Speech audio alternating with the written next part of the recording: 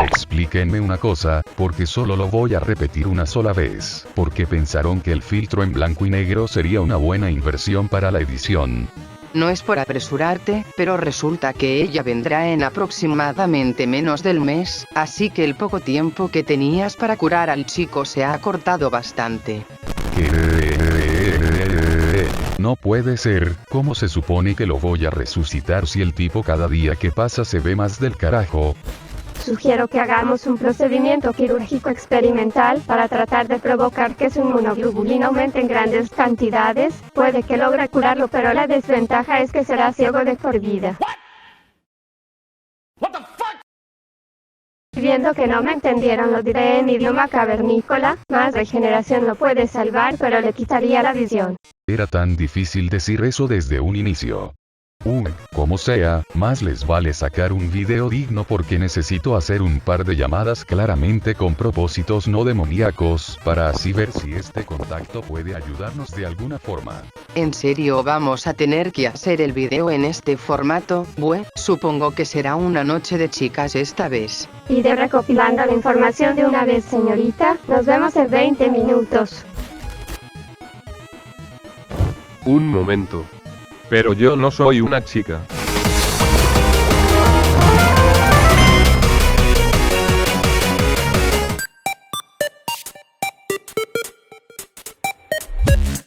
Bienvenidos sean, estamos ya a nada de terminar con esta serie y por ende, con la temporada 2, y no, el cambio de formato no fue porque nos diera flojera terminar de editar con el triple de capas de lo habitual, aunque fuera el caso, pero bueno, vamos a empezar con algo ligero. El Taker basa a todos y cada uno de sus personajes en criaturas mitológicas de distintas religiones, la católica siendo obvia que criaturas son, pero lo que nos importa en este caso, literalmente hay una referencia al Taker dentro de los cómics oficiales de la saga. Literalmente hay un cómic de nombre Temporada de Arañas, que en el universo del Taker es un libro que después se hizo una película en ese mundo, pero en vez de demonios, son chicas insectos. ¡Qué pendejada! El juego Bright fue mejor conocido por ser aquel en donde se nos da a entender que toda la aventura no era más que una metáfora del hombre creando la bomba atómica que terminaría con el planeta, todo bajo los ojos de un hombre trajeado que buscaba desesperado y entre muchas comillas, salvar a la princesa, el mundo que al final destruyó en su ignorancia autoconsciente. Con la salida reciente del juego Pizza Tower, se ha creado recientemente un mod que permite cambiar al personaje de Pepino por una versión femenina de sí mismo, y a decir verdad, el trabajo del mod es bastante asombroso, con ya solo trabajo de modificación de algunos sprites para que pueda decirse con total seguridad que podremos conquistar la torre esa con una Pepina XD. El récord actual de speedrunning de Getting Over It lo tiene actualmente Blasol de Gold, habiendo completado el juego en menos de un minuto. Quiero saber quién tiene la paciencia para dominar tan complejas mecánicas y caminos variados, para completar un juego así en menos de lo que tardaría una persona normal una taza de agua en el microondas. Si completas el juego de Sonic Frontiers actualmente con todos los fragmentos de memoria, todas las interacciones, todos los mini jefes derrotados, todos los niveles del ciberespacio y encima las zonas de pescas al 100%, lo que lo denomino como el 200% del juego global, obtendrás un premio, que es una skin del Sonic normal, pero con una corona. Quiero ver quién fue el pendejo que autorizó esto para decirle que se meta su coronita dentro de su malparido. Super Paper Mario, originalmente iba a ser titulado como Super Mario RPG 2, pues se le había ofrecido trabajar a Square el título, negándose por la pésima relación que tenían con Nintendo, llegando al cambio de nombre gracias a que Square aún conservaba algo de posesión en los derechos del título. Vaya desmadre fue el lanzamiento de este primer juego. La consola con más videojuegos cancelados, irónicamente, se trata de la Nintendo 64, ojo, no la Nintendo 64 normal, sino su periférico, la Nintendo 64 DD, contemos, Mario 64 DD, Kikirbi, Zelda Ura, a la cucha que son bastantes. ¿Quieren saber cuáles son? Investiguen porque ni de broma voy a decirlos todos acá. uno de los peores finales de los videojuegos. Se trata del final de Splatterhouse 3, en el que, si no se salva a ninguno de los familiares del protagonista, con la cinemática de la máscara desapareciendo tras terminar con esta, pero con el prota totalmente solo, observando la foto de su familia ahora convertida en monstruos, o sacrificada para traer un mal peor. Sweet Home, uno de los mejores juegos que conozco de la Super Nintendo, es de los primeros videojuegos en los que la muerte resulta en algo influyente para la trama y el recorrido del título en sí, ya que si algún personaje se te pela, pues cagaste porque ya no podrás revivir, perdiendo las posibilidades de perder las habilidades necesarias para continuar, y yo que pensaba que debió ser algún juego de la Play 1, y jamás pasó por mi cabeza la posibilidad de que uno más antiguo lo hubiera hecho primero. Humanity sirvió de inspiración o tal vez solo como medida de referencia para cierto personaje de Undertale, para ser exactos, hablamos de W de Gaster, y también tiene un fan horriblemente grotesco. Parece que hoy es el día de los videojuegos con finales malos, la reputa. El Super Mario Bros. 2, originalmente se trataba de un videojuego al que le cambiaron los sprites debido a que no confiaban en que el que se trata de la secuela verdadera del juego, fuera a funcionar en otros territorios debido a su excesiva dificultad, aunque los jugadores masoquistas nunca van a faltar. La peor versión conocida de la famosa entrega de Plantas vs Zombies, se trata de la versión freemium de la actualidad para dispositivos Android, en los que te obligan básicamente a comprar todo el contenido que viene por defecto en las demás versiones sin necesidad de hacer nada más que jugar, pero bueno, ¿qué podía esperarse de EA y de su equipo de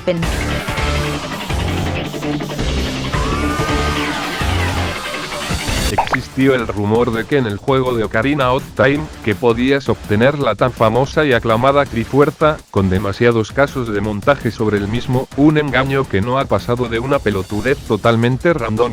Aún recuerdo cuando se hizo pensar a mucha gente que podía obtenerse al poderosísimo Sonic y Tails en Super Smash Bros. Melee, claramente siendo falso, pues un chico intentó vencer a 20 enemigos en el modo cruel Melee y nada apareció. Imagínate malgastar todo ese tiempo para que no te dieran ni madres.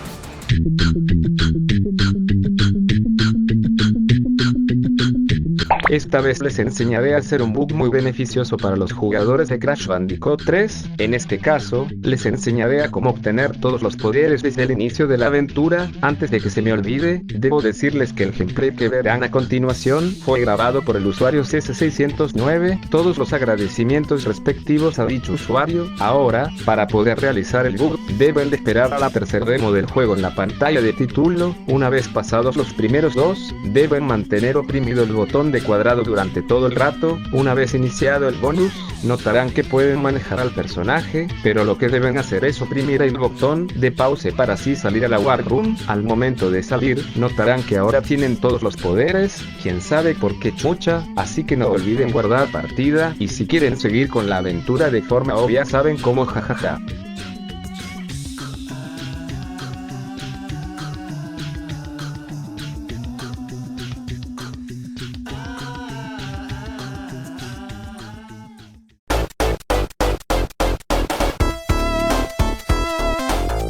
Creo que tendré que dar un misterior que por primera vez no es tan aterrador. En este caso, se trata de la famosa imagen de la diversión es infinita, que en esta ocasión voy a hablar más bien de un detalle que significativamente sí representa un misterio, y se trata del por qué en la versión estadounidense del juego se escuchan las puertas del infierno, y en la japonesa tenemos disco épico.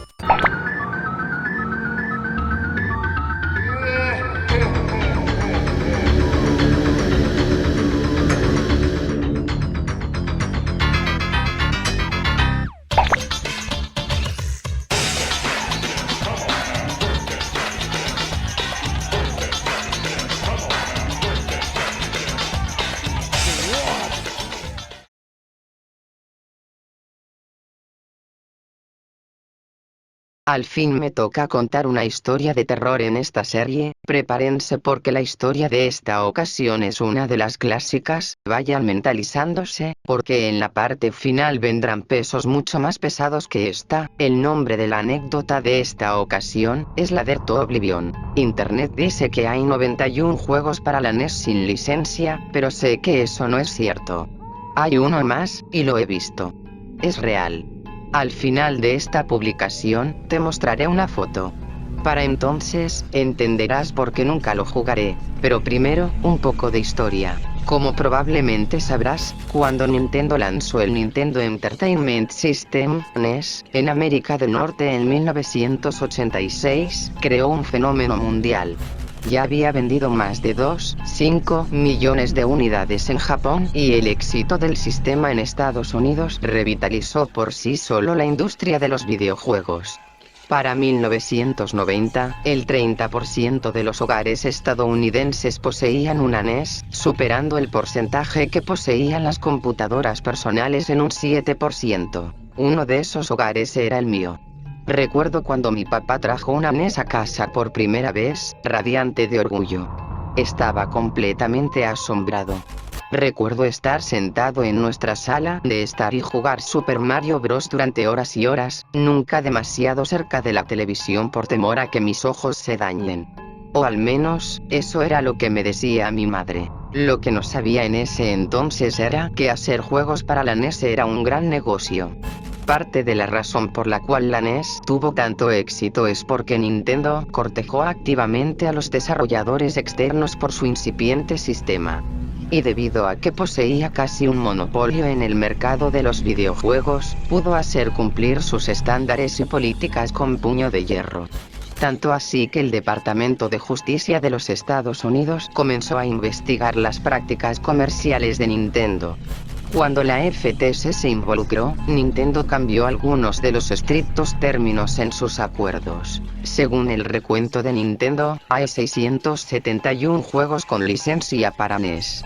Esa lista crece a 677 si incluye los 3 juegos de Tengen que solo tenían una licencia temporal, además de varios otros como Miracle Piano que quedaron fuera de la lista de Nintendo. Para hacer cumplir sus estándares de licencia, Nintendo creó el chip de autenticación 10 NES. Cuando el chip del sistema detectaba el chip del paquete de juego, este sería jugable. De lo contrario, no mostraría nada. Como te puedes imaginar, muchas compañías no querían pagar la tarifa de la licencia o fueron rechazados como socios de la licencia oficial por Nintendo en función a la calidad de sus juegos. De ahí los 91 juegos sin licencia. Puedes ver una lista de ellos aquí. Para eludir la protección del chip 10 NES, algunas compañías configuraron su hardware para crear un pico de voltaje de varios milisegundos que cortocircuitaba el chip de autenticación por un momento, permitiendo que el juego se cargara. Interesante, ¿no? Eso pensé. Y también mi papá.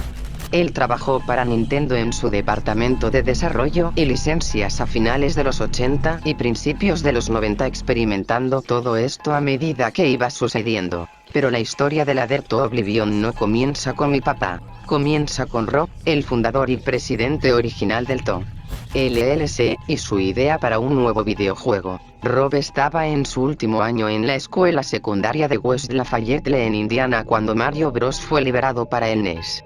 Al igual que los miles de niños en todo el país, se obsesionó con bastante rapidez. Cuando Rob se graduó, él decidió asistir a la Universidad de Purdue para estudiar ciencias de la computación. Él quería hacer videojuegos. El Departamento de Ciencias de la Computación de Purdue se había mudado recientemente a un edificio renovado en el otoño de 1985 y Rob lo aprovechó al máximo cuando comenzó la universidad al año siguiente. 4 años después se graduó con honores como el mejor de su clase. Mi papá me dijo que Rob era una de las personas más inteligentes que había conocido. Aún así, Rob tuvo que lidiar con algunos demonios personales. Su madre lo crió solo después de que su padre fuese asesinado en un allanamiento de morada cuando era joven. Su madre estaba en casa cuando eso sucedió, por lo que pudieron salvarse. El trauma resultante la envió en un camino de alcoholismo y depresión durante años.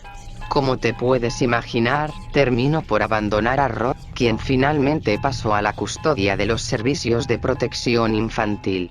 Él se negó al principio, pero con el tiempo se elevó por encima de la mano de mierda con la que había sido tratado. Cuando Mario Bros salió en su último año, descubrió que era el escape a la realidad que había estado buscando. Mi papá me contó la historia de cómo conoció a Rob una docena de veces. Fue el 25 de mayo de 1992.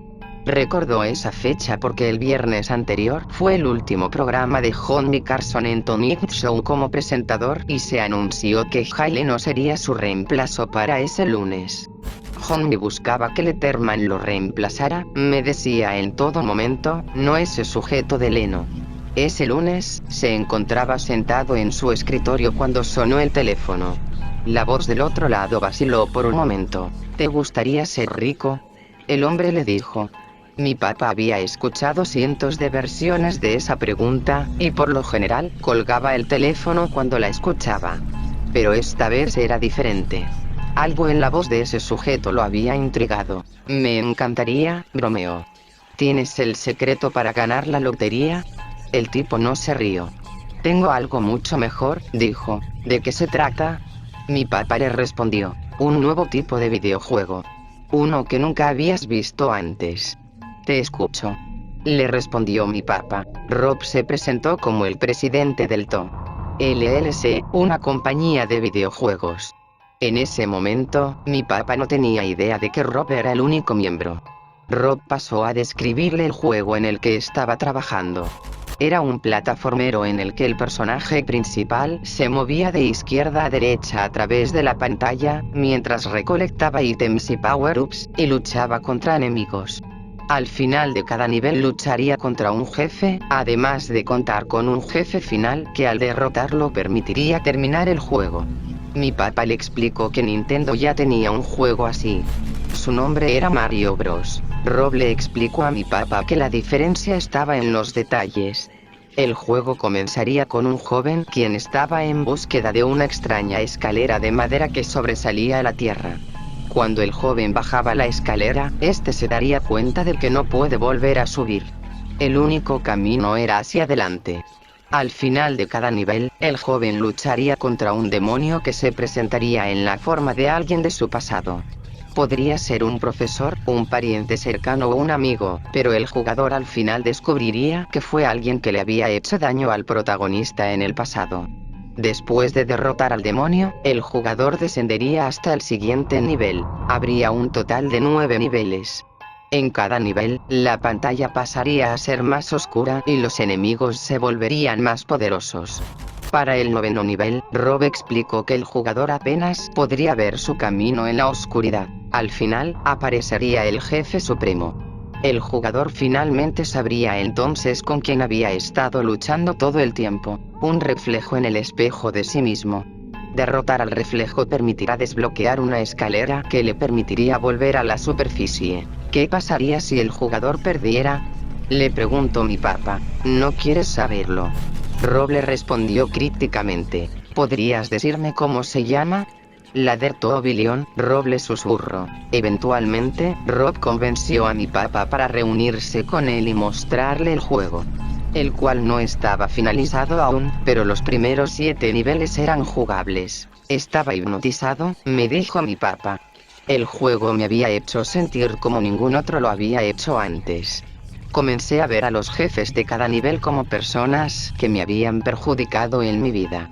Una maestra de 4º año que me había humillado frente a toda la clase. Un viejo amigo de secundaria que me había robado a mi novia. Casi se sentía como si este juego cambiara, de acuerdo a quien lo jugara. Cuando mi papá llevó el videojuego a Nintendo, se negaron a aprobar al TO LLC como desarrolladora de su licencia. Nintendo tenía reglas muy estrictas sobre el contenido que sus socios podían incluir en sus juegos. No se podía mostrar sangre, desnudos, maldiciones, símbolos religiosos, entre otros. El tema y el contenido de Ladder to Oblivion no se ajustaban a las restricciones establecidas, pero de todos modos fue rechazado. Es demasiado oscuro, fue la única explicación que le pudieron dar. Rob estaba abrumado. Era algo comprensible. Había trabajado en el desarrollo del Ladder to Oblivion durante 3 años. Mi papá me dijo que el día en el que rechazaron su juego fue la última vez que habló con él. Nunca más lo volvió a ver. Le rogué varias veces que intentara ponerse en contacto con Rod. Quería probar el juego con mi papá y pensé que tal vez él tendría una copia. Tal vez, me dijo, desviando la mirada, veré si todavía tengo su número de teléfono. Le creí a mi papá todos estos años. Por lo que sabía, la historia de Ladder to Oblivion, el juego de NES que nunca existió, terminó el día que mi padre me dijo que sí. Ayer, descubrí que estaba equivocado. Fue difícil para mí escribir de esto, pero ayer mi papá se había suicidado. Toda mi familia estaba en shock. Él siempre lucía feliz y nunca actuó como si estuviera deprimido. Mi mamá lo encontró en el bosque detrás de la casa, junto con la escopeta que había usado a varios centímetros de su mano extendida. Estaba devastado. Y lo sigo estando. Anoche, fui al único lugar donde podía sentirme más cerca de mi padre, su estudio. Pasábamos horas jugando juegos viejos de la NES y reviviendo sus días en Nintendo. Por puro capricho, tomé el cartucho de Mario Bros. Jugaría hasta el último nivel en su honor. Cuando abrí la consola, descubrí que tenía un cartucho adentro. Mi papá nunca dejaba los cartuchos dentro de la consola. Me dijo que se desgastarían más rápido. Adentro estaba Ladder to Oblivion. El arte de la etiqueta era justo como me lo imaginaba. Una imagen de 8 bits de una escalera descendiendo de un mar de llamas.